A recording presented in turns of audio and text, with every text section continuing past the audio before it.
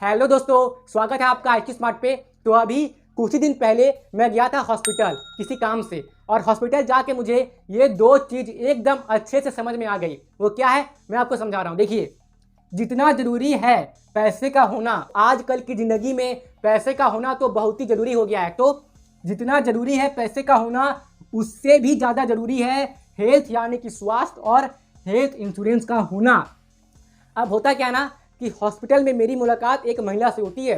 अब उस महिला के पति का जो किडनी है वो खराब हो चुका होता है, जिसके लिए उस महिला के पति को हफ्ते में 2 बार डायलिसिस की आवश्यकता पड़ती है, और एक बार की डायलिसिस का खर्चा आता है 4,000 रुपये। यानी कि हफ्ते में 2 बार डायलिसिस, यानी कि एक हफ्ते में उस महिला के पति का डायलिसिस का खर्चा है 8,000 रुपये, और एक महीने में होते हैं आपके 4 हफ्ते, यानी कि 8 × 4। तो एक महीने का डायलिसिस का खर्चा होता है 32,000 रुपये। ये बात मैंने उस महिला से जाना।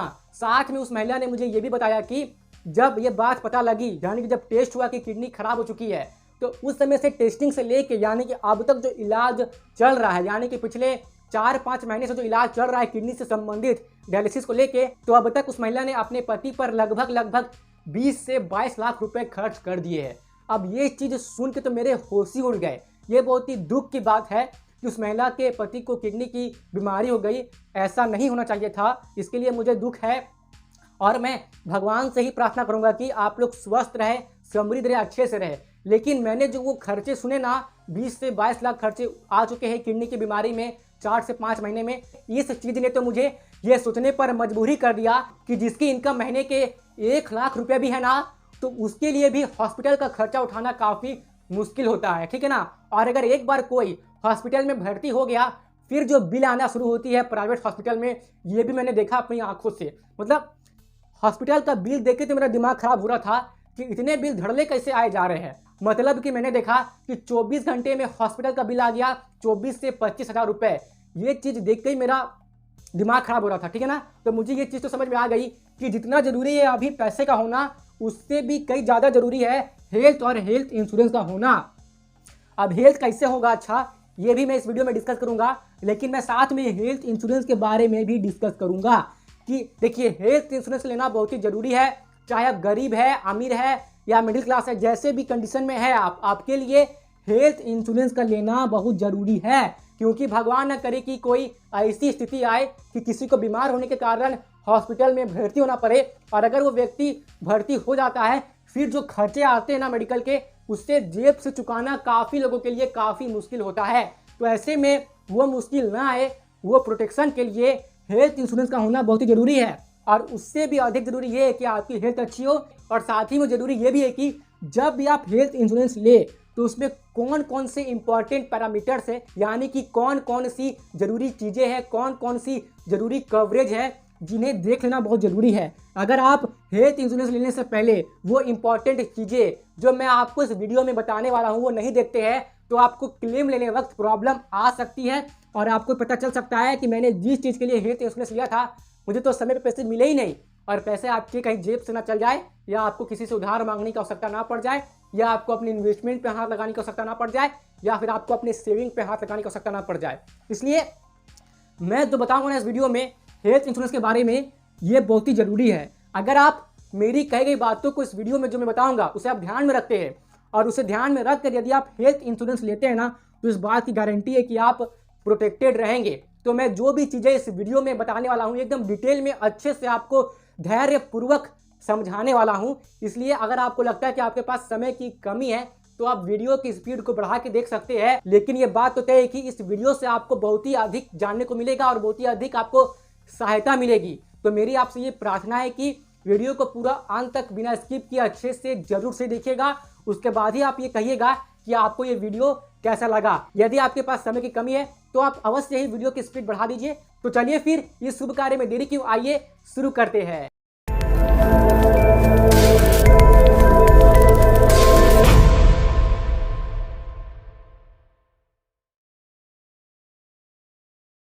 तो हेल्थ इंश्योरेंस के बारे में जानने से पहले आइए सबसे पहले हम ये बात कर लेते हैं कि हमारी अच्छी हेल्थ यानी कि हमारी अच्छी स्वास्थ्य कैसे हो सकती है, यानी कि हम स्वस्थ कैसे रह सकते हैं। देखिए, इस बात को आप हमेशा ध्यान में रखिए कि हमारी सबसे पहली प्राथमिकता हमारी स्वास्थ्य अर्थात हमारी हेल्थ ही होनी चाहिए। अगर आपकी स्वास्थ्य अच्छी होगी तभी तो आप बाकी अपने सारे काम आप ठीक से कर पाएंगे।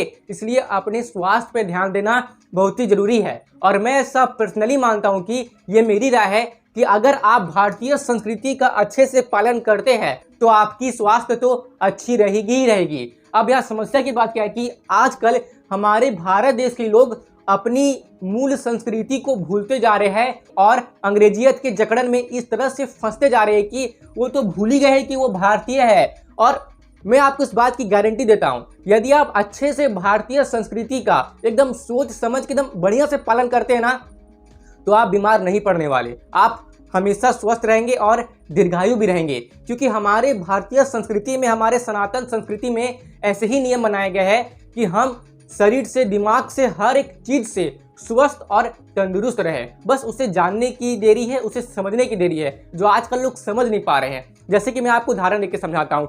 हमारे संस्कृति का नियम है सुबह जल्दी उठना, समझ में आया? और कब उठना?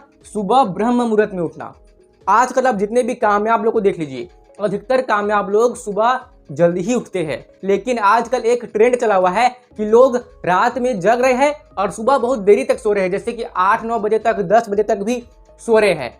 और ये बात आपको पता ही होना चाहिए कि रात का समय सोने के लिए होता है, इसलिए रात को ज़्यादा देरी तक नहीं जगना चाहिए। जब आप रात को सोते हैं ना तो हमारा बॉडी रिपेयर मोड में होता है, यानी कि हमारी बॉडी की जो भी डिफेक्टिव पार्ट है, जो भी खराब पार्ट है, वो ठीक हो रही होती है। रात में हमारा बॉडी अच्छे से रेस्ट पे होता है और अच्छे से हमारी बॉडी खुद को ही रिपेयर करती है जहाँ जहाँ प्रॉब्लम है। लेकिन आजकल अधिकतर लोग क्या कर रहे हैं कि वो रात को बहुत देरी तक जाग रहे हैं और सुबह बहुत देर से उठ रहे हैं। तो ऐसा करने से लंबे समय पे उनके स्वास्थ्य पे, उनके हेल्थ पे बुरा असर तो पड़ेगा ही पड़ेगा, क्योंकि उनकी बॉडी रिपेयर मोड में नहीं जाएगी। और जब बॉडी रिपेयर मोड में नहीं जाएगी तो बॉडी में जहर यानी कि टॉक्सिन बनने लगेगा और यही टॉक्सिन आगे चल के एक बीमारी को जन्म देगा। इसलिए आप प्रयास कीजिए कि आप रात को जल्दी सो जाए, जैसे कि आप कम से कम मतलब अधिकतर आप 10 बजे तक तो सो ही जाए, ठीक है ना। और प्रयास करें सुबह जल्दी उठने का। यदि आप सुबह ब्रह्म मुहूर्त में उठते हैं तो काफ़ी अच्छी बात है, लेकिन आपको कम से कम 5 बजे तक तो उठ ही जाना चाहिए, ठीक है ना।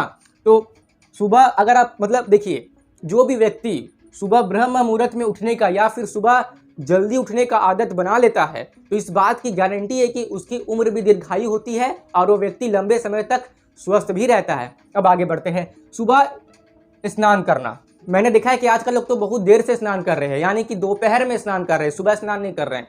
तो स्नान प्रयास कीजिए कि आप हमेशा सुबह ही करें, क्योंकि सुबह का स्नान करना ही आपको स्वस्थ बनाने में आपकी सहायता कर सकता है, ठीक है ना।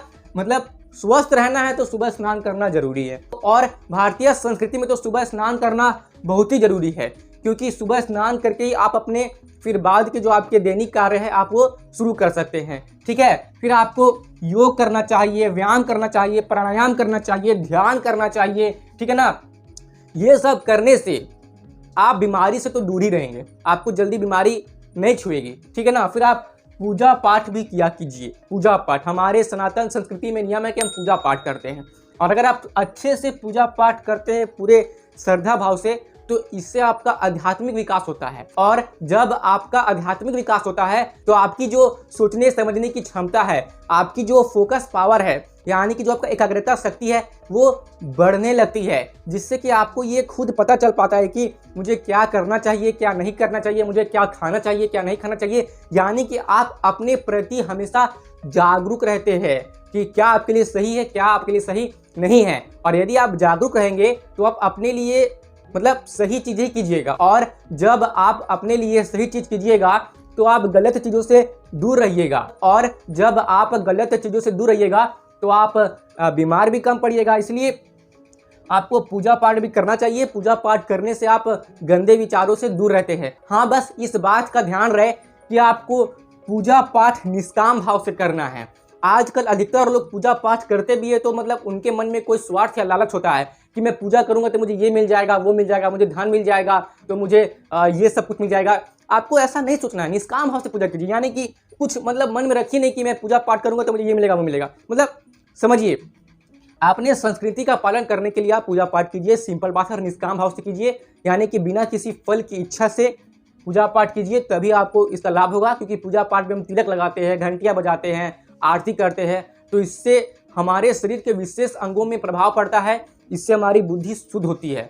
तो आप अगर ऐसा करेंगे, मतलब ये मेरा खुद अनुभव रहा है, इसलिए मैं आपको ये बता पा रहा हूँ कि मतलब मन में गंदे विचार आना बंद हो जाते हैं अगर पूजा पाठ किया जाए तो। और जो हम लोग की आदत होती है ना, मतलब जंक फूड खाना, ये सब खाना, ये सब भी बंद हो सकती है अगर आप निष्काम भाव से पूजा करते तो इसे समझते हैं तो, ठीक है ना।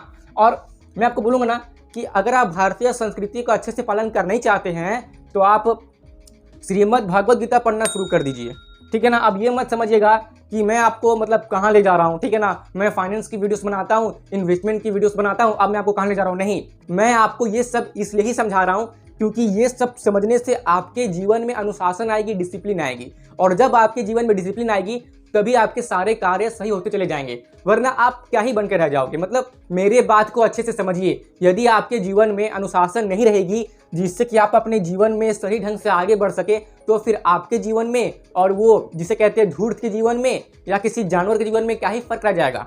आप एक मानव हैं और मानव मतलब श्रेष्ठ योनि माना गया है हमारे यहाँ, ठीक है ना। इसलिए अगर आप श्रेष्ठ योनि में अगर आपका जन्म हुआ है तो आपके लिए अनुशासन होना जरूरी है।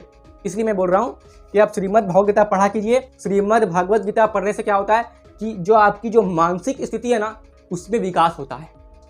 आपको ये पता चल पाता है कि हमें किसी भी कार्य को करने से पहले क्या सोच रखनी है, हमें क्या खाना है, क्या नहीं खाना है, कौन सा काम करना है या नहीं करना है, ठीक है ना। हमारे मन में जो ऑटोमेटिक ये अहंकार, लालच, स्वार्थ, औरों के प्रति हीन भावना जो आती है ना, आती है। अगर आप मानो है तो आपको ये सब आएगी आएगी, क्रोध आएगा, स्वार्थ आएगी, लालच आएगी, ठीक है ना। आपको वो चीज़ें भी करने का मन करेगा जो गलत है, लेकिन आप फिर भी वो चीज़ करेंगे। तो ये सब पे नियंत्रण पाने के लिए भगवद गीता पढ़ा कीजिए। मैं आपको बता रहा हूँ, यदि आप श्रीमद् भगवद गीता पढ़ के वो सब पुस्तक को अच्छे से समझते हैं ना, तो इस बात की गारंटी कि आपको बहुत ज़्यादा ही लाभ होगा। कई बार आसानी होता है कि हमें पता होता है कि ये चीज़ गलत है। मैं आपको उदाहरण के लिए समझा रहा हूँ, जैसे कि कई लोग सिगरेट पीते हैं, तो क्या उनको नहीं पता है कि सिगरेट खराब है, ठीक है ना, मतलब अच्छी नहीं है हमारी सेहत के लिए, फिर भी वो पीते हैं क्योंकि उन्हें खुद पर नियंत्रण नहीं है। अगर कोई चीज़ गलत है तो फिर भी लोग करते हैं क्योंकि उन्हें खुद पे नियंत्रण नहीं है। अगर कोई चीज़ खाना, जंक फूड खाना गलत है, फिर भी लोग खाकर अपने सेहत को खराब कर लेते हैं, लेकिन खुद पे नियंत्रण नहीं कर पाते हैं। तो ये नियंत्रण कैसे आएगा? ये आएगा श्रीमद् भागवत गीता पढ़ने से और उसे समझने से।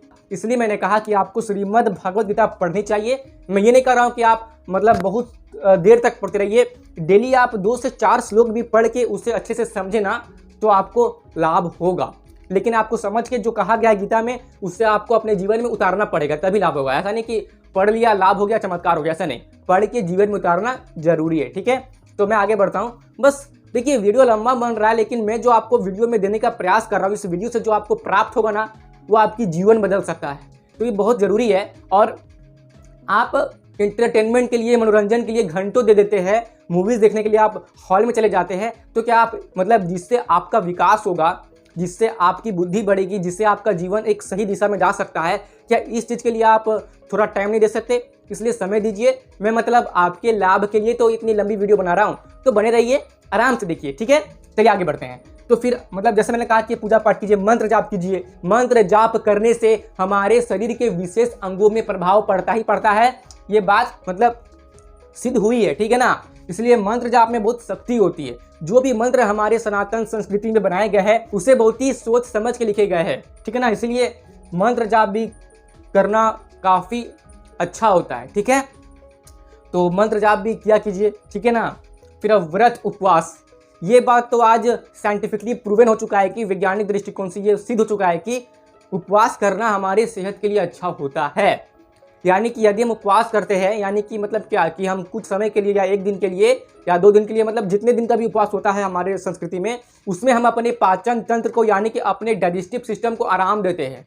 और डाइजेस्टिव सिस्टम को आराम देने से हमें सच में बहुत लाभ होता है। इससे हमारा ही डाइजेस्टिव सिस्टम और स्ट्रांग होता है, मजबूत होता है, इससे हमें लाभ पहुंचता है। उपवास रहते समय हमारी पाचन तंत्र को, हमारी डाइजेस्टिव सिस्टम को खाना पचाने की आवश्यकता नहीं पड़ती है। तो इससे क्या होता है कि बॉडी क्या करती है कि हमारी जो डिफेक्टिव पार्ट है ना बॉडी के अंदर, जो भी, उसे ठीक करने का काम करती है, यानी कि बॉडी खुद को रिपेयर करती है। तो ये काफ़ी अच्छी बात है। इसलिए हमारे धर्म में बहुत पहले ही उपवास का नियम रखा गया, और ये बहुत ही सोच समझ के रखा गया, क्योंकि उपवास करने से हमें लाभ पहुंचता है। ये वैज्ञानिकी दृष्टिकोण से सिद्ध है। आप खुद इसे किसी आर्टिकल पे पढ़ लीजिए या यूट्यूब पर सर्च करके देख लीजिए। उपवास करने के फायदे आपको कई वीडियोस मिल जाएंगे। फिर आप हवन, यज्ञ और आरती जैसे पवित्र कार्यों में भी भाग लिया कीजिए। और हवन करने से तो वातावरण की और हमारी मन की दोनों की शुद्धिकरण हो जाती है, ये बात तो तय है। हवन करने से वातावरण शुद्ध होता है, यानी कि जो प्रदूषण होता है ना इतना, वो घटता है, मिटता है, ये बात तो पक्की है, ठीक है ना। इसलिए आपको हवन, यज्ञ और आरती जैसे पवित्र कार्यों में भी भाग लेना ही चाहिए। इससे मतलब हमारे जो मानसिक दृष्टि है, हमारे जो मानसिक मतलब लेवल है, स्तर है, उसमें विकास होता है और हमारा आध्यात्मिक स्तर भी बढ़ता है, ठीक है ना, जिससे आपको स्वस्थ रहने में काफ़ी सहायता मिल सकती है, ठीक है। फिर आपको मतलब देखिए सात्विक भोजन करना चाहिए, मतलब ऐसा हमारी सनातन संस्कृति में नियम है, क्योंकि अगर आप लंबे समय तक सात्विक भोजन करते हैं तो ये बात तो तय है कि आपका बीमार पड़ना लगभग असंभव हो जाएगा, क्योंकि सात्विक भोजन हमारे शरीर के लिए सबसे श्रेष्ठ होता है, क्योंकि वो आसानी से पच भी जाता है और इससे हमारे शरीर को तंदुरुस्ती भी मिलती है। तो अगर आप अच्छे से सात्विक भोजन का पालन करते हैं तो आपकी बीमार पड़ने की चांसेस तो कम ही हैं, ठीक है ना। लेकिन आजकल लोग मतलब क्या ही मैं बोलूँ कि आजकल हमारी मतलब लोगों को अपने जीव में कंट्रोल नहीं है, नियंत्रण नहीं है, तो वो स्वाद के चक्कर में कई बार ऐसी चीज़ें भी खा लेते हैं जिससे कि एक समय पे उनको बीमार होना ही पड़ता है, ठीक है ना। आजकल काफ़ी लोगों को पेट की समस्या होने लगी है, ठीक है ना। तो ये समस्या बंद हो सकती है यदि आप सात्विक भोजन का पालन करना शुरू करें तो, ठीक है ना। ये आप इस पर रिसर्च कर लीजिए कि सात्विक भोजन ही हमारे शरीर के लिए सबसे श्रेष्ठ होता है। तभी तो हमारे सनातन संस्कृति में सात्विक भोजन को इतनी प्रधानता दी गई है कि हमें सात्विक भोजन ही करना चाहिए, ठीक है ना। चलिए अब आगे बढ़ते हैं। और फिर आपको सूर्यास्त के बाद देखिए, अगर मैं आपको एक बात समझाऊँ ना, तो सूर्यास्त के बाद आपको कभी भी भारी खाना नहीं खाना चाहिए। यानी कि मेरे कहने का मतलब ये है कि जब तक सूर्य रहता है ना, तब तक हमारी पाचन शक्ति अच्छे से कार्य करती है। यानी कि जो भी भोजन हम ग्रहण करते हैं सूर्य रहने के मतलब समय में, तो हमारी भोजन अच्छे से पच पाती है। लेकिन जैसे ही सूर्य अस्त हो जाता है, यानी कि रात हो जाती है, तो जैसे जैसे टाइम बीतेगा ना, तो हमारी जो पाचन तंत्र है, हमारी जो डाइजेस्टिव सिस्टम है, वो जो खाना पचाएगी उसकी क्षमता थोड़ी कम होने लगती है। इसलिए प्रयास करें कि सूर्यास्त के बाद बहुत अधिक, मतलब कि आजकल तो अधिकतर लोग 10-11 बजे अपना रात का खाना खा रहे हैं, तो आपको ऐसा नहीं करना है, क्योंकि अगर आप उतने देर से रात का खाना खाएंगे ना, तो आपकी खाना जो है, जो आपने खाया वो ठीक से पचेगी नहीं, और जब वो ठीक से पचेगी नहीं तो आप सुबह जल्दी उठ भी नहीं पाएंगे, ये बात तो तय है, ठीक है ना। तो प्रयास कीजिए कि रात में समय में ज़्यादा भारी भोजन ना करें, हल्का ही भोजन करें, और आप अधिकतर 8 बजे तक के अंदर अपना भोजन कर ले। इसके बाद खाना खाना बीमारी को जन्म दे सकता है, कई सारे पेट के रोगों को जन्म दे सकता है। मेरी बात को आप ध्यान से समझिए। आप एक काम कीजिए, यदि आपको मेरे बात पे भरोसा नहीं है तो आप अच्छे खासे मतलब आप लंबे समय के लिए 6-7 महीना के लिए आप ना 8 बजे के अंदर खाना खाना शुरू कीजिए रात के समय में, ठीक है ना। और ये नहीं कि कुछ भी खा रहे हैं, हल्का खाना खाइए और आप सात्विक भोजन करना शुरू कीजिए। मैं आपको बोल रहा हूँ कि आपको इसका मतलब सकारात्मक असर, इसका जो पॉजिटिव इफेक्ट है, आपको 6-7 महीना बाद दिख जाएगी। आपको खुद ही एहसास होगा, हाँ इससे बॉडी में अच्छा प्रभाव पड़ रहा है, मतलब मुझे जो गैस की प्रॉब्लम हो रही थी वो अब कम हुई है, ठीक है ना। ज़्यादा देर रात को खाना हमारे शरीर के लिए अच्छा नहीं होता है, ये बात तो तय है। यदि आपको मेरे बात पे भरोसा नहीं है तो आप रिसर्च कर सकते हैं, ठीक है। चलिए, और हाँ, मंदिर जाया करें। मंदिर जाने से ये मेरा खुद का अनुभव रहा है कि बहुत ही अच्छा महसूस होता है, ठीक है ना। ये जो बुद्धि का स्तर है, मतलब मैं आपको क्या ही बोलूँ, मतलब आध्यात्मिक स्तर में बहुत लाभ आता है। मंदिर में जो घंटी बजती है ना, उस घंटी का कंपन भी हमारे शरीर में विशेष तरह से प्रभाव डालता है, जिससे कि हमें लाभ तो होता ही है। अब क्या क्या प्रकार के लाभ होता है मंदिर जाने से, वहाँ पूजा पाठ देखने से, आरती देखने से, मंदिर के वातावरण से, क्या क्या हमें पॉजिटिव सकारात्मक असर होता है हमारे शरीर पे, इस पर आप रिसर्च कर सकते हैं, ठीक है ना। तो लाभ तो होता ही, यही बात तो तय है, ठीक है ना। आप गलत काम करने से बचते हो मंदिर जाने से।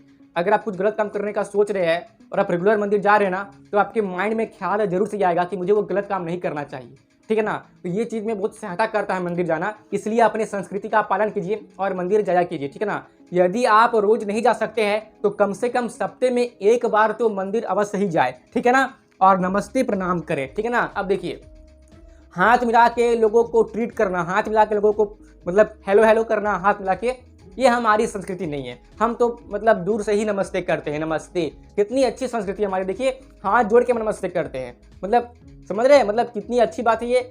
यदि हम हर किसी से हाथ मिलाने लगे तो उनके हाथों में हो सकता है कि कुछ नुकसानदायक बैक्टीरिया हो, जिससे कि आप बीमार पड़ जाए।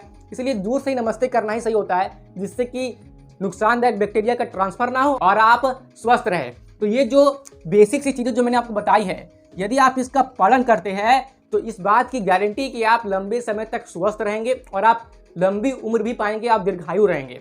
लेकिन लोग ये सब भूलते जा रहे हैं, इसलिए कहीं ना कहीं उनको बीमारी हो रही है। मतलब उनकी ज़िंदगी में कुछ अनुशासन रहा ही नहीं।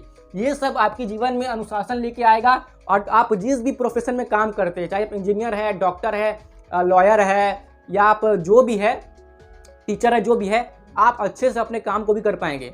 आपकी जो काम करने की जो इफेक्टिवनेस है, आप और भी अपने काम को अच्छे से कर पाएंगे, इस बात की तो गारंटी है। इसलिए ये सब का पालन करना शुरू कीजिए। चलिए अब बात करते हैं हेल्थ इंश्योरेंस के बारे में, कि आपको हेल्थ इंश्योरेंस लेने से पहले क्या क्या चीज़ तो देख ही लेनी चाहिए। तो सबसे पहली चीज़ जो आपको अपने हेल्थ इंश्योरेंस में ध्यान रखना है वो है कि आपका हेल्थ इंश्योरेंस कम से कम तो 5 से 10 लाख का होना ही चाहिए। इससे अधिक की इंश्योरेंस ले पाए तो बहुत ही अच्छी बात है, लेकिन कम से कम तो आपकी इंश्योरेंस हेल्थ की 5 लाख से 10 लाख तो होनी ही चाहिए। क्योंकि आजकल जो मेडिकल के खर्चे हैं वो काफ़ी ज़्यादा बढ़ रहे हैं और हर साल बढ़ते हैं। मैंने तो ये भी सुना है कि हर साल मेडिकल इन्फ्लेशन 14% के रेट से बढ़ जाता है।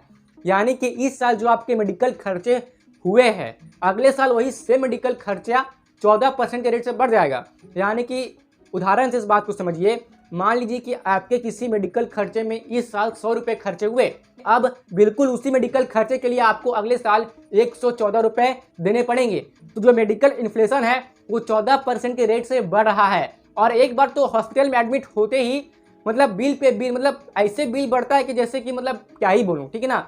बिल बढ़ते ही रहता है ऑटोमेटिक, मतलब जैसे लग रहा है कि पैसा पेड़ में उग रहा है, तो वैसे बिल हॉस्पिटल में बढ़ते ही रहता है। तो इसलिए 5 लाख से 10 लाख तो कम से कम आपको अपना हेल्थ इंश्योरेंस लेके रखना ही चाहिए। इस बात को आप माइंड में बैठा लीजिए, ठीक है ना। अब देखिए, भगवान न करे कि ऐसी नौबत आए कि आपको हॉस्पिटल जाना पड़े किसी बीमारी के कारण या फिर कुछ हो जाए इसके कारण, लेकिन फिर भी आपको हेल्थ इंश्योरेंस लेके रखना चाहिए प्रोटेक्शन के लिए, कि आपके जेब से या आपके सेविंग से या आपके इन्वेस्टमेंट से पैसा बाहर ना जाए। सारी चीज़ इंश्योरेंस कंपनी संभाल ले, ठीक है ना। अब जो चीज़ आपको देखनी है वो है रूम रेंट कैपिंग।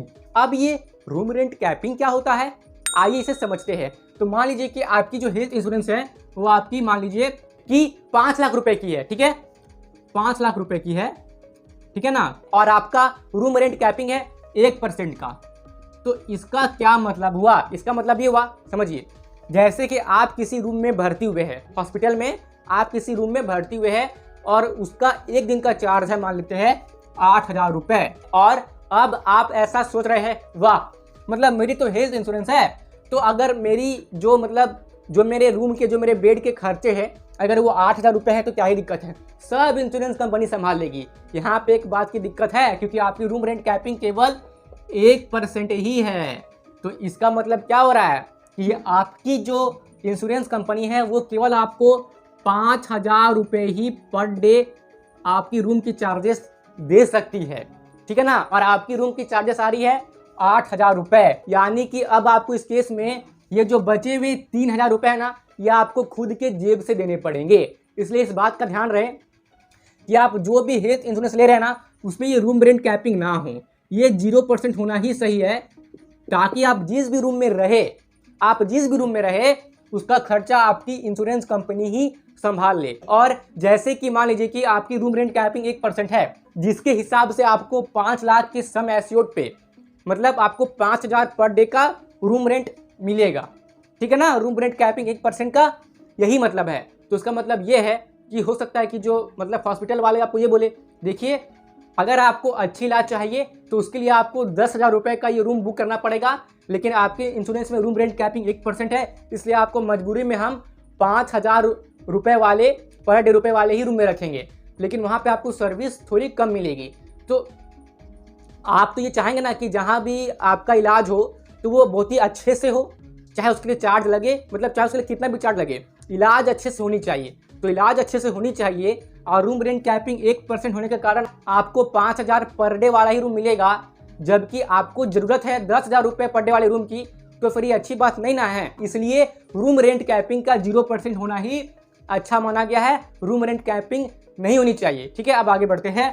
फिर आपका आईसीयू कैपिंग, ठीक है ना, मान लीजिए कि आईसीयू कैपिंग है आपका 2%, ठीक है ना, और 5 लाख का 2% कितना होता है 10,000 रुपये, ठीक है ना। अगर 1% हुआ 5,000 तो 2% होगा 10,000, यानी कि आपको पर डे 10,000 रुपये ही मिलेंगे अपनी आईसीयू के लिए, अगर कोई व्यक्ति आईसीयू में जाता है तो, ठीक है ना। और आईसीयू में मतलब समझ लीजिए कि बहुत ही सीरियस बीमारी है, और आईसीयू में जाने के बाद अच्छे से इलाज होता है, ये बात तो मतलब देखा गया है।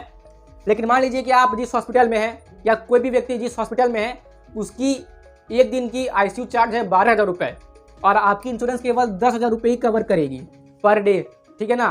तो फिर आपको अलग से 2,000 रुपये अपनी जेब से निकालने होंगे।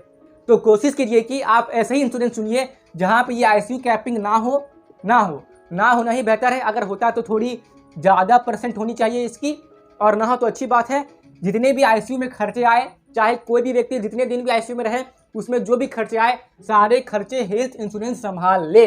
अगर आईसीयू कैपिंग 1% है, यानी कि आईसीयू के लिए मतलब इंश्योरेंस कंपनी केवल आपको 5,000 रुपये ही देगी, और उस हॉस्पिटल का आईसीयू चार्ज ही एक दिन का 12 से 14,000 रुपये है, तो फिर फंस गए ना आप। ये सब इसलिए पहले से चेक कर लेना चाहिए कि आपने जो हेल्थ इंश्योरेंस कंपनी को चुना है वो क्या किया और कैसे कैसे कवर कर रही है, ये सब चीज़ चेक करना जरूरी है। तो अगर आईसीयू कैपिंग होती है तो थोड़ी ज़्यादा होनी चाहिए कि ज़्यादा अमाउंट से आपको पर डे की कवरेज मिले, या नहीं हो तो बहुत अच्छी बात है। फिर होती है आपकी एक्सीडेंटल इंजरी बेनिफिट। जैसा कि आपने 5 लाख की ली हुई है आपने सम एश्योर्ड, यानी कि आपका कवरेज है 5 लाख रुपए का, ठीक है। चलिए, बहुत अच्छी बात है। लेकिन मान लीजिए कि किसी व्यक्ति की कुछ दुर्घटना हो जाती है और उसमें उसे बहुत चोट आती है, और जिसका खर्चा पड़ जाता है हॉस्पिटल में 7 लाख रुपए। अब ये बचे हुए 2 लाख रुपए क्या जेब से देने पड़ेंगे? तो इंश्योरेंस कंपनी ये बोल सकती है कि हम आपको 5 लाख रुपए दे रहे हैं, 2 लाख की हम गारंटी नहीं लेंगे, वो आप कहाँ से भी भरिए, वो आप समझिए। अब आप ये 2 लाख रुपए कहाँ से लाएंगे, ये बात समझने वाली है। या तो सेविंग से लाएंगे, या अपने इन्वेस्टमेंट से, या किसी से मांगना पड़ेगा। तो अब आपको ये बात ध्यान में रखना है कि आपको ऐसे ही हेल्थ इंश्योरेंस कंपनी चुननी है जहां पे आपको एक्सीडेंटल इंजरी बेनिफिट मिले। यानी कि अगर किसी दुर्घटना में किसी व्यक्ति को बहुत ज़्यादा चोट लग जाती है और उसकी हेल्थ इंश्योरेंस थी 5 लाख रुपए की, और उसके इलाज में खर्चा आ गया 7 लाख रुपए, तो जो ये एक्स्ट्रा 2 लाख खर्चा आए ना, ये भी इंश्योरेंस कंपनी संभाल ले। यानी कि एक्सीडेंटल इंजरी बेनिफिट मिलना ही चाहिए कि आपको अलग से हम 2 लाख की कवरेज दे देंगे अगर ज़्यादा खर्चा आता है तो आपके जेब से पैसा ना जाए। इसलिए आप ये चेक कर ले कि आपके इंश्योरेंस में एक्सीडेंटल इंजरी बेनिफिट है या नहीं। अगर है तो बहुत ही अच्छी बात है, अगर थोड़ी बहुत ज़्यादा खर्चे भी आपके हो जाते हैं तो भी वो चीज़ इंश्योरेंस कंपनी देख लेती है। और यदि आपको इसके लिए कुछ एक्स्ट्रा प्रीमियम भी देना पड़े तो आप दे दीजिए, क्योंकि इससे आपको ये बेनिफिट जो मिल रहा है, वरना एकाएक 2 लाख रुपया लाना आसान काम नहीं है, ठीक है।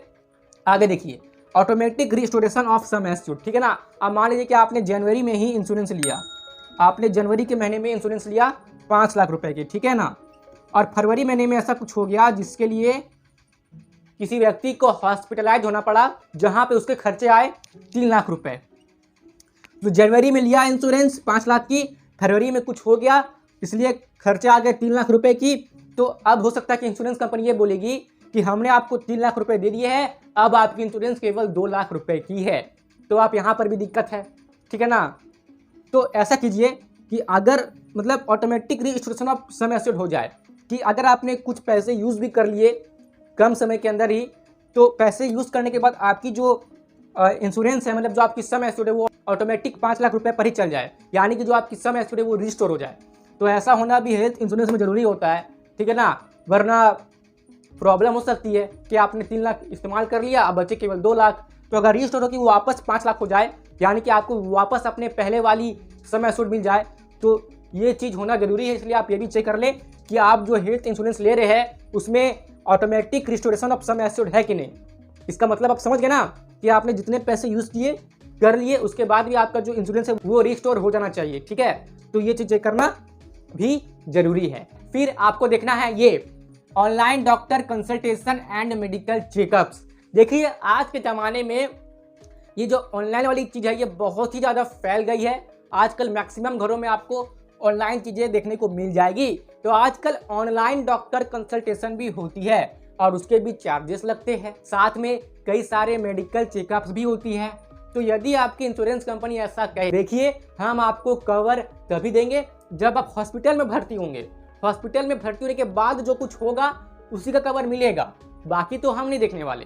तो यहाँ पे प्रॉब्लम हो गई, ठीक है ना। यदि आप मतलब घर से ही ऑनलाइन डॉक्टर कंसल्टेशन करते हैं या फिर आपको कुछ मेडिकल चेकअप कराने की आवश्यकता पड़ती है, तो इसके लिए भी प्रयास करें कि आप जो इंश्योरेंस कंपनी चूज कर रहे हैं ना, उसमें ये कवर भी मिल जाए। यानी कि आप जो भी मेडिकल चेकअप करवाए या फिर जो भी आपकी ऑनलाइन डॉक्टर कंसल्टेशन की चार्ज हो, ये सारे चार्जेस आपकी हेल्थ इंश्योरेंस कंपनी देख ले।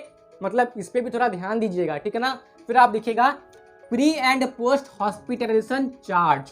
अब ये क्या होता है, देखिए कई बार ऐसा भी होता है कि जिस व्यक्ति को हॉस्पिटल में भर्ती होना है उससे पहले उसे डॉक्टर के पास जाने होते हैं, उसे डॉक्टर की फीस देनी होती है, साथ में कई सारे मेडिकल खर्चे होते हैं, चेकअप होते हैं, उसके भी चार्जेस लगते हैं। और आजकल तो कई सारे मेडिकल चेकअप के भी बहुत सारे खर्चे हो गए, ठीक है ना। एक्सरे कराओ उसका खर्चा है, या मतलब क्या क्या स्कैनिंग वगैरह होती है, जो भी मेडिकल चेकअप होते हैं उसके खर्चे भी आजकल होते हैं। तो हॉस्पिटल में भर्ती होने से पहले, यानी कि अगर डॉक्टर कह दे कि हम आपको ऑपरेशन 2 महीना बाद करेंगे और उससे पहले आपको हफ्ते में एक बार आना पड़ेगा हॉस्पिटल और आपको ये सब चेकअप कराना पड़ेगा और आपको डॉक्टर की फीस भी देनी पड़ेगी, तो ये सारे खर्चे को बोलते हैं प्री हॉस्पिटलाइजेशन चार्ज। यानी कि हॉस्पिटल में भर्ती होने से पहले जो भी मेडिकल के खर्चे होते हैं उसे कहते हैं हम प्री हॉस्पिटलाइजेशन चार्ज।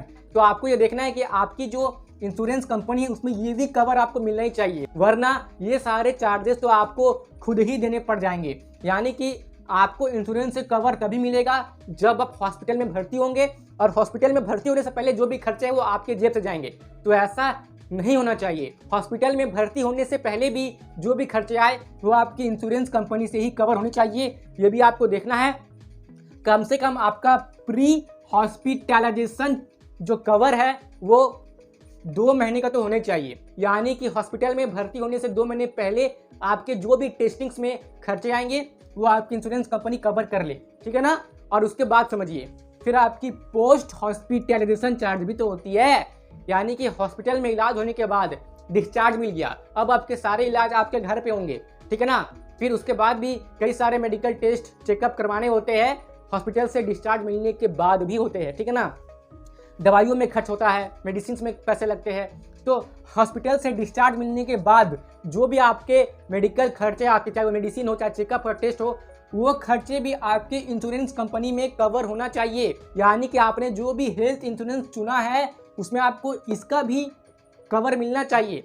यानी कि जो हॉस्पिटल के डिस्चार्ज मिलने के बाद के जो खर्चे ये भी कवर मिलना चाहिए, और ये कम से कम 3 महीने का ही होना चाहिए। अगर ये कवर नहीं है तो आपको ये पैसे अपने जेब से देने पड़ेंगे, जो कि काफ़ी मुश्किल हो सकता है आपके लिए।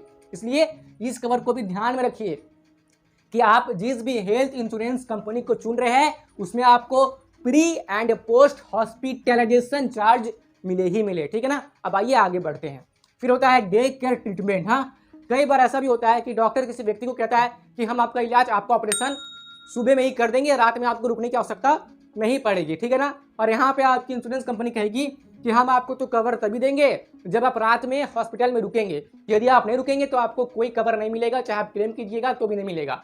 डे केयर ट्रीटमेंट हमारे पास नहीं है, तो इंश्योरेंस कंपनी के पास डे केयर ट्रीटमेंट तो होनी ही चाहिए। जैसे कि आपकी कई कैटरेक्ट सर्जरी होती है या कीमोथेरेपी होती है, तो ये अक्सर सुबह में ही हो जाती है। तो डे केयर ट्रीटमेंट ये आपको अपने इंश्योरेंस कंपनी में कवर मिलना चाहिए। इस बात का ध्यान रहे कि आप दिन में भी रहे हॉस्पिटल में तो उसका भी आपको कवरेज मिलना चाहिए। तो डे केयर ट्रीटमेंट का होना जरूरी है, ठीक है ना। यदि आप रात को नहीं भी रुके, केवल सुबह ही रुके, तो उसका ट्रीटमेंट का कवर भी मिलना जरूरी है। इस बात को आप ध्यान में रखिए, ठीक है। अब आगे बढ़ते हैं। तो आगे है डोमिसिलियरी हॉस्पिटलाइजेशन। अब ऐसा भी होता है कि कई बार कोई व्यक्ति हॉस्पिटल में भर्ती नहीं होता है और उसकी इलाज घर पे ही होती है। जो भी इसके इलाज करने होते हैं घर पे ही डॉक्टर्स आके कर देते हैं और उनके सेवा के लिए नर्स भी अपॉइंट किए जाते हैं। तो ऐसे में क्या आपको खर्चे मिलेंगे अपनी इंश्योरेंस कंपनी से, या आपकी इंश्योरेंस कंपनी आपको ये बोलेगी देखिए आप तो घर में थे तो घर का खर्चा तो हम नहीं देंगे, हम बस वही खर्चा देंगे जब आप हॉस्पिटल में भर्ती रहेंगे। तो भाई यहाँ पे फिर प्रॉब्लम हो जाएगी। इसलिए जो इलाज आपकी घर में चलेगी उसका खर्चा भी कवर होना चाहिए आपकी इंश्योरेंस कंपनी में, ये भी आपको चेक कर लेना है, ठीक है ना। कई बार ऐसा होता है कि जिस व्यक्ति के थ्रू आप हेल्थ इंश्योरेंस ले रहे हैं वो आपको ये सब बात ठीक से बताते ही नहीं है, उन्हें तो बस अपना कमीशन चाहिए होता है, ठीक है ना। तो वो इतना नहीं सोचते हैं, लेकिन आपको सोचना है क्योंकि इंश्योरेंस आपको लेना है, आप अपने फायदे के लिए इंश्योरेंस ले रहे हैं, ना कि किसी और के फायदे के लिए। तो अपने आप को, परिवार को प्रोटेक्ट करने के लिए हेल्थ इंश्योरेंस लीजिए, लेकिन लेने से पहले मैं आपको जो बता रहा हूँ उसे जरूर से चेक कर लीजिए, ठीक है ना। अगर आप मतलब रिसर्च कर सकते हैं इसके बारे में कि ये सारी बेनिफिट कहाँ मिलेगी आपको, किस इंश्योरेंस में मिलेगी, आप रिसर्च कर सकते हैं, ठीक है। चलिए आगे बढ़ते हैं। फिर है आपका ऑर्गेन डोनर कवरेज, ठीक है ना। अच्छा, ये बात तो आप समझ गए ना कि आपको ये डोमिसिलरी हॉस्पिटलाइजेशन खर्चा मिलना चाहिए, यानी कि जो आपका इलाज घर में होगा मिलना चाहिए, ठीक है ना, हेल्थ इंश्योरेंस में, ठीक है ना। चलिए, तो ऑर्गेन डोनर कवरेज भी होना चाहिए। अब इसका क्या मतलब है, मान लीजिए कि कोई लड़की है और उसकी किडनी खराब है, अब वो एक ही कंडीशन पे बच सकती है जब उसे कोई दूसरा अपनी किडनी दे दे। चलिए, ये बात तो अच्छी है कि उस लड़की के ऊपर हेल्थ इंश्योरेंस है, यानी कि जो भी ऑपरेशन का खर्चा आएगा वो सारे खर्चे इंश्योरेंस कंपनी उस लड़की को दे देगी। अब यहाँ पे उस लड़की को किडनी चाहिए बचने के लिए, तो उसे बचने के लिए किडनी कौन देगा, क्योंकि अगर उसे किडनी नहीं मिलेगा तो वो लड़की मर जाएगी, उसे किडनी चाहिए, कौन देगा। तो इसके लिए तैयार होती है उस लड़की की माँ, वो बोलती है कि मैं इसे अपनी किडनी दे दूंगी जिससे ये बच जाएगी। चलिए, हाँ, तो माँ की किडनी डॉक्टर बेटी में लगा देंगे जिससे कि बेटी बच जाएगी। अब देखिए, अब माँ का किडनी बेटी को लगाना है तो इसके भी तो ऑपरेशन करने पड़ेंगे ना, यानी कि उस माँ का भी तो ऑपरेशन करना पड़ेगा ना। अब माँ के जो ऑपरेशन के खर्चे है वो क्या आपके इंश्योरेंस कंपनी में कवर है, होना ही चाहिए, ठीक है ना। इसको बोलते हैं ऑर्गन डोनर कवरेज, ये भी मिलना चाहिए, यानी कि बेटी के जो खर्चे होंगे किडनी लगाने के और माँ के जो खर्चे होंगे किडनी बाहर निकालने के। अब किडनी बाहर निकालने के बाद भी तो कई सारी दवाइयाँ देनी होती है, खर्चे होते हैं ना मेडिकल चेकअप्स के, तो माँ के खर्चे और बेटी के खर्चे दोनों ही कवर हो जाए, ये आपके हेल्थ इंश्योरेंस में कवर होना चाहिए। इसे आप अच्छे से चेक कर लीजिएगा, ठीक है। फिर जो आपको देखनी है वो है आपका नो क्लेम बोनस। अब ये नो क्लेम बोनस क्या होता है समझिए। मान लीजिए कि आपने हेल्थ इंश्योरेंस लिया है 5 लाख रुपए का, सपोज, हाँ 5 लाख रुपए का, और आपने पहले साल कोई क्लेम नहीं किया। वाह, बहुत अच्छी बात है, भगवान की दया आप पर कि कुछ नहीं हुआ, अच्छी बात है, होनी चाहिए ऐसा कि आपने पहले साल कोई क्लेम नहीं लिया, आपको क्लेम लेने की कोई भी आवश्यकता नहीं पड़ी। तो इसमें मिलता है रिवॉर्ड। कई सारी इंश्योरेंस कंपनी कम से कम 5% रिवॉर्ड देती है या 10% रिवॉर्ड देती है, यानी कि अगर आपका हेल्थ इंश्योरेंस 5 लाख रुपए का है और आपने पहले साल कोई क्लेम नहीं लिया और रिवॉर्ड है 5%, यानी कि जो आपका ये सम एश्योर्ड है 5 लाख, ये 5% बढ़ जाएगा। तो 5 लाख का 5% कितना होता है, 5 लाख का 10% 50,000 रुपये, तो 5% हुए 25,000 रुपये, यानी कि अगले साल आपका जो कवर है, जो आपका सम एश्योर्ड है वो 5,25,000 रुपये पर चल जाएगा, ठीक है ना। तो ये चीज़ होना जरूरी है। हाँ, और अगर आप दूसरे साल भी कोई क्लेम नहीं लेते हैं तो ये तीसरे साल और 5% के रेट से बोनस के साथ बढ़ जाएगा। तो ये काफ़ी अच्छा है, यानी कि आपको रिवॉर्ड मिलना चाहिए। नो क्लेम बोनस वो रिवॉर्ड है जो आपको आपकी हेल्थ इंश्योरेंस कंपनी तब देती है जब आप पहले साल कोई भी क्लेम नहीं करते हैं या आप अगले साल भी कोई क्लेम नहीं करते हैं। तो जो साल आप क्लेम नहीं करेंगे तो उसके नेक्स्ट ईयर में आपको बोनस मिलेगा 5% का। अब ये किसी किसी कंपनी में 10%, 2%, 1% या जितना भी परसेंट हो सकता है, किसी में 15% भी हो सकता है बोनस। तो आपको ये बोनस चेक कर लेना है, लेकिन इस बात का ध्यान रखना है कि जो आपकी सम एश्योर्ड है ना, उससे मैक्सिमम 100% तक ही आपकी बोनस जा सकती है। यानी कि यदि आपकी सम एश्योर्ड 5 लाख है तो वो अधिकतम क्लेम ना करने पर बढ़ेगा केवल 10 लाख तक ही, उससे ऊपर ये नहीं जाएगा। इस बात का आपको ध्यान रखना है। तो नो क्लेम बोनस आपके हेल्थ इंश्योरेंस कंपनी में कवर होनी चाहिए, ये चीज़ भी आपको चेक कर लेनी है। फिर आपको देखना है ये टॉपअप और सुपर टॉपअप प्लान आपके इंश्योरेंस में कवर है या नहीं। एग्जाम्पल के लिए मान लीजिए कि आपका हेल्थ इंश्योरेंस है 10 लाख रुपए का और आपका खर्चा आता है मेडिकल में 12 लाख रुपए का, यानी कि आपके 2 लाख रुपए आपके इंश्योरेंस कवर से एक्स्ट्रा खर्चे हुए हैं।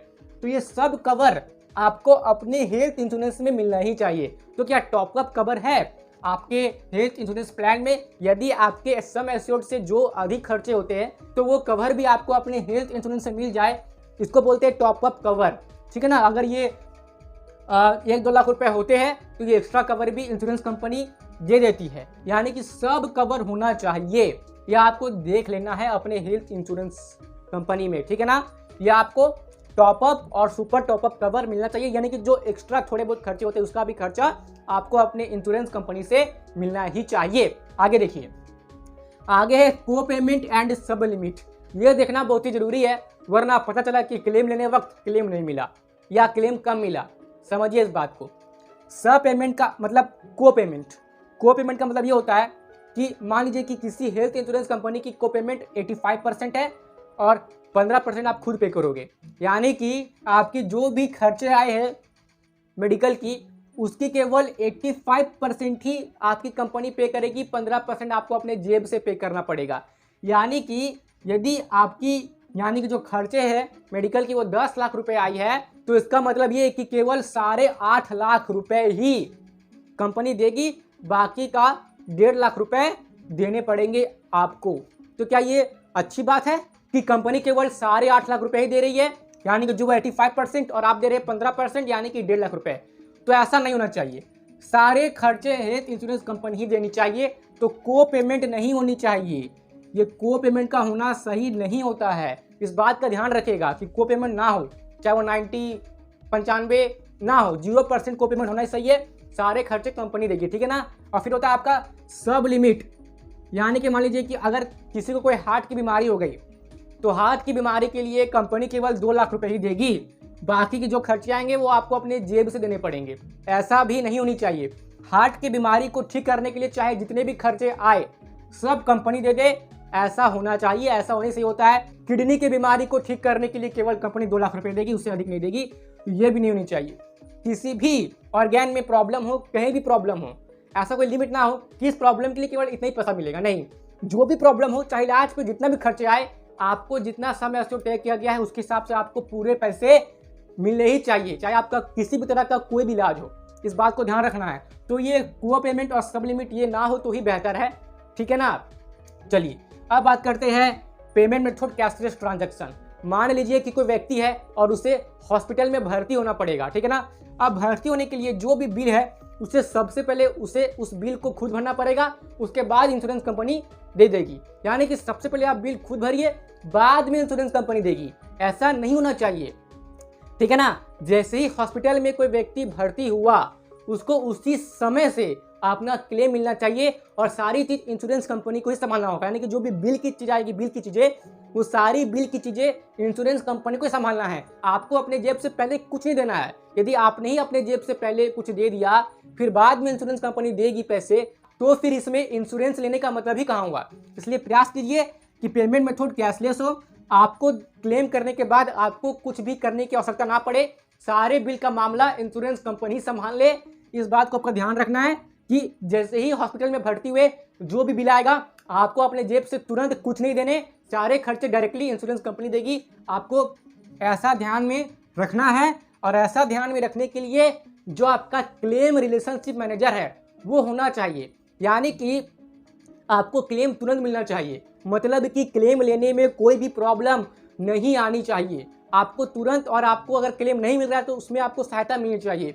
जैसे कि मैंने सुना है कि पॉलिसी बाजार से अगर कोई लेते हैं हेल्थ इंश्योरेंस, तो वहाँ पे क्लेम रिलेशनशिप मैनेजर मिलता है, जो कि आपको क्लेम दिलवाने में आपकी मदद करता है। यहाँ तक कि कई बार जो होते हैं ना पॉलिसी बाजार के, जो मतलब वो हॉस्पिटल भी आ जाते हैं और आपको हेल्प करते हैं क्लेम लेने में, आपके बिल को देने में वो हेल्प करते हैं। तो आपको एक अच्छा क्लेम रिलेशनशिप मैनेजर मिलना ही चाहिए, जो आपके हॉस्पिटल के बिल के संबंधित में अपने कार्य अच्छे से कर सके। इसके लिए आपको चिंता करने की आवश्यकता ना पड़े। तो इस बात को ध्यान रखें, पेमेंट मेथड कैशलेस होगा और आपको एक अच्छा क्लेम रिलेशनशिप मैनेजर मिले, जो तुरंत क्लेम करने में और आपके बिल को संभालने में आपकी पूरी सहायता करे। इस बात का आप ध्यान रखिएगा। और ऐसा आपको पॉलिसी बाजार में मिल जाता है, ऐसा मैंने सुना है कि पॉलिसी बाजार में आपको एक अच्छा क्लेम रिलेशनशिप मैनेजर मिल जाता है और आपको क्लेम लेने में कोई प्रॉब्लम नहीं आती है, यदि आप सब कुछ ठीक ठाक से कर रहे हैं तो। ठीक है, अब आगे बढ़ते हैं। ये चीज देखिए कि आपकी इंश्योरेंस कंपनी में ज़्यादा से ज़्यादा हॉस्पिटल कवर होना चाहिए, यानी कि ज़्यादा से ज़्यादा हॉस्पिटल्स आपके इंश्योरेंस कंपनी में इंक्लूडेड होने चाहिए। ठीक है, इस बात को देख लीजिएगा।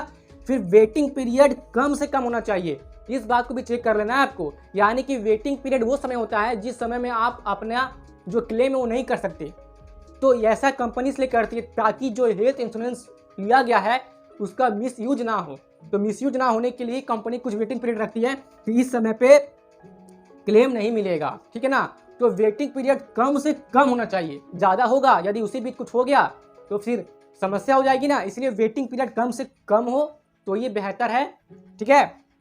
फिर देखिए कि क्या आपके हेल्थ इंश्योरेंस कंपनी में कोई एक्सक्लूजन तो नहीं है, इससे भी चेक कर लीजिएगा। एक्सक्लूजन को भी चेक करना बहुत ही जरूरी है। अब आप बोलेंगे कि ये एक्सक्लूजन क्या होता है, जरा ये भी तो समझाइए। समझा रहा हूँ। तो एक्सक्लूजन वो मेडिकल खर्चे होते हैं जिसका कवर आपको अपनी इंश्योरेंस कंपनी से नहीं मिलेगा। यानी कि कुछ ऐसे मेडिकल खर्चे हो सकते हैं जिसके लिए आपको आपकी इंश्योरेंस कंपनी पे नहीं करेगी। तो आप जरूर से चेक कर ले कि आपके कंपनी में एक्सक्लूजन क्या है। उदाहरण के लिए मान लीजिए कि कहीं किसी का व्यक्ति का कुछ फ्रैक्चर हो गया, कोई बोन फ्रैक्चर हो गया, हड्डी टूट गई, तो हड्डी टूट गई का जो प्लास्टर होगा, जो उसका इलाज होगा, उसका जो खर्चा होगा वो कंपनी नहीं देगी। ये उस कंपनी की एक्सक्लूजन है। तो ये चीज़ चेक कर लीजिएगा कि उस कंपनी का एक्सक्लूजन क्या है। मतलब आप समझ रहे हैं ना कि ये वो खर्चे होंगे जो कंपनी आपको पे नहीं करेगी। तो वो कौन से खर्चे पे नहीं करेगी? क्या वो हड्डी टूटने का खर्चा होगा, या किडनी की बीमारी का, या हार्ट की बीमारी का? तो किसका खर्चा कंपनी पे नहीं करेगी, आपको देख लेना है। और यदि एक्सक्लूजन ना हो तो ही बेहतर है। यानी कि किसी भी प्रकार का कोई भी ट्रीटमेंट करना पड़े, कैसा भी सिचुएशन हो, कोई भी मेडिकल खर्चे आए, चाहे वो किसी भी ऑपरेशन का, किसी भी चीज़ का हो, तो सारे खर्चे अगर हेल्थ इंश्योरेंस कंपनी संभाल रही है तो ही ये बेहतर है।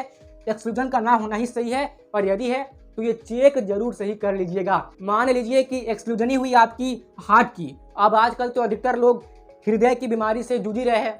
अब अगर यही कवर नहीं मिलेगा तो कितनी खराब बात है। तो ऐसा नहीं होना चाहिए, आपको कवर मिलना चाहिए। एक्सक्लूजन का ना होना ही बेहतर है। मैं आशा करता हूँ कि आप मेरी बात समझ रहे होंगे। तो अभी तक आपको मैंने जितने भी चीज़ें बताई है वो सारी चीज़ें अगर आपकी हेल्थ इंश्योरेंस कंपनी में कवर है तो आप बहुत ही भाग्यशाली है कि आपने बहुत ही अच्छा हेल्थ इंश्योरेंस कंपनी चुना है। और यदि ये सब बेसिक सी चीज़ें जो मैंने आपको इस वीडियो में अभी तक इतनी देर से बताया, अगर ये सब कवर नहीं है तो बुरा मत मानिएगा, आपकी हेल्थ इंश्योरेंस कंपनी अच्छी नहीं है मेरे हिसाब से। तो मैंने जो जो चीज़ें इस वीडियो में अभी तक कह दिया है उसकी कवरेज आपको अपने इंश्योरेंस कंपनी में मिलनी ही चाहिए। तो ही आपकी हेल्थ इंश्योरेंस बहुत ही अच्छी है और आप बहुत ही भाग्यशाली भी है। वैसे मैं तो भगवान से यही प्रार्थना करूंगा कि आप हमेशा स्वस्थ रहे, जिसके लिए आप भारतीय संस्कृति का पालन कर सकते हैं। लेकिन फिर भी अपने प्रोटेक्शन के लिए हेल्थ इंश्योरेंस का लेना जरूरी है। आपको ऐसा बिल्कुल भी नहीं सोचना है कि अभी तो आप जवान हैं, अभी तो आप युवा है, आपको कौन सी बीमारी होने वाली है, हम कोई बुढ़े थोड़ी ना है, इसलिए क्या ही आवश्यकता है हेल्थ इंश्योरेंस की।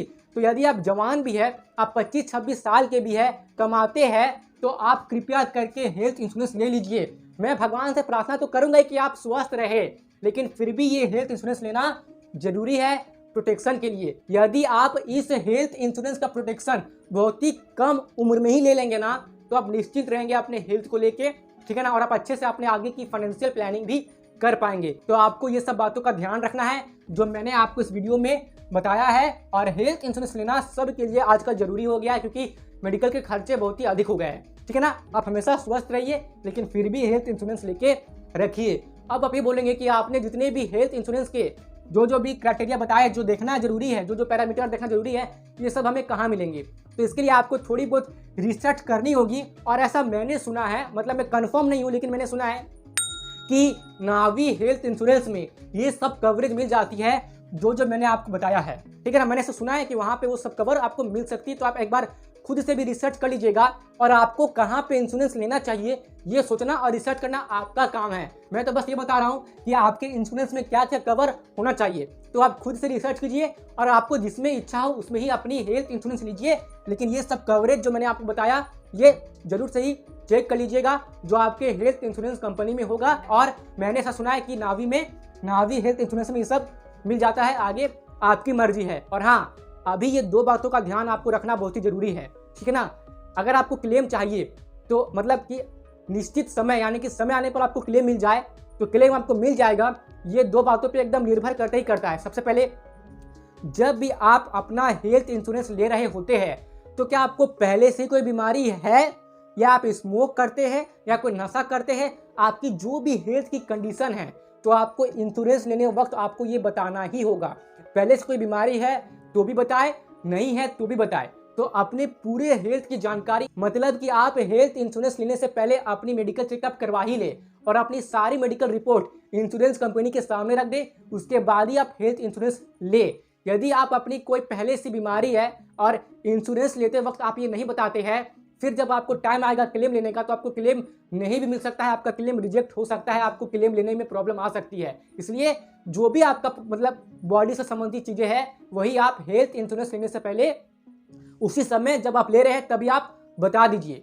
हेल्थ इंश्योरेंस कंपनी को धोखे में बिल्कुल भी मत रखिएगा कि आपको ये पहले बीमारी था और आपने बताया ही नहीं इंश्योरेंस लेने वक्त, तो आपको क्लेम लेने में प्रॉब्लम आ सकती है। तो आपको इस बात का ध्यान रखना है, आपको हर चीज़ अपने बॉडी से संबंधित अच्छे से अपने हेल्थ इंश्योरेंस कंपनी को बता देना है। और यदि आप जहां पे काम करते हैं और आपको अपनी कंपनी की तरफ से इंश्योरेंस मिली हुई है तो भी आपको अपने लिए पर्सनल हेल्थ इंश्योरेंस अपने लिए और अपने परिवार के लिए लेके रख लेना चाहिए, क्योंकि अधिकांश मामलों में जो आपके कंपनी की तरफ से आपको जो इंश्योरेंस मिलती है ना, उसकी जो कवरेज होती है वो कम ही होती है, मतलब 2-3 लाख के आसपास ही होती है, ठीक है ना। अधिकतर मैंने ऐसा देखा है। इसलिए आपको मतलब कंपनी की इंश्योरेंस मिली तो अच्छी बात है, लेकिन आपको साइड से भी अपने लिए पर्सनल हेल्थ इंश्योरेंस अपने लिए और अपने परिवार के लिए लेके रखनी चाहिए। तो मैंने आपको अभी तक जितने भी बातें बताई है उसका ध्यान आपको रखना चाहिए, तो ये आप सुरक्षित है।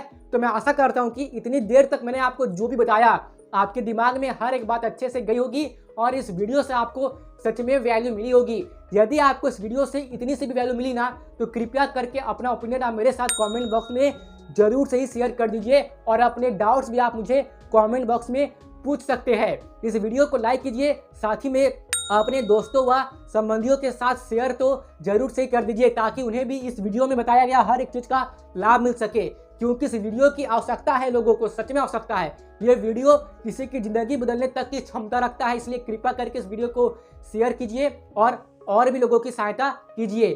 और भी इसी तरह की वीडियोज़ रेगुलर बेसिस पे देखते रहने के लिए IQ स्मार्ट को सब्सक्राइब कीजिए और जो पास में बेल आइकन है उसे जरूर से ही प्रेस कर दीजिए ताकि भविष्य में मैं जब भी कोई ऐसी वीडियो अपलोड करूं जिससे कि आपको वैल्यू मिले तो उसकी नोटिफिकेशन आपको उसी वक्त मिल जाए और आप उस वीडियो को मिस ना कर पाए। IQ स्मार्ट के साथ कनेक्टेड रहने के लिए आप IQ स्मार्ट की फेसबुक पेज, इंस्टाग्राम पेज और टेलीग्राम पेज को फॉलो कर लीजिए, जिसकी लिंक भी आपको डिस्क्रिप्शन बॉक्स में मिल जाएगी। और दोस्तों, यहाँ तक रुकने के लिए, अपना कीमती समय देने के लिए और मेरी बातों को ध्यान से सुनने के लिए आपका सच्चे मन से बहुत बहुत धन्यवाद।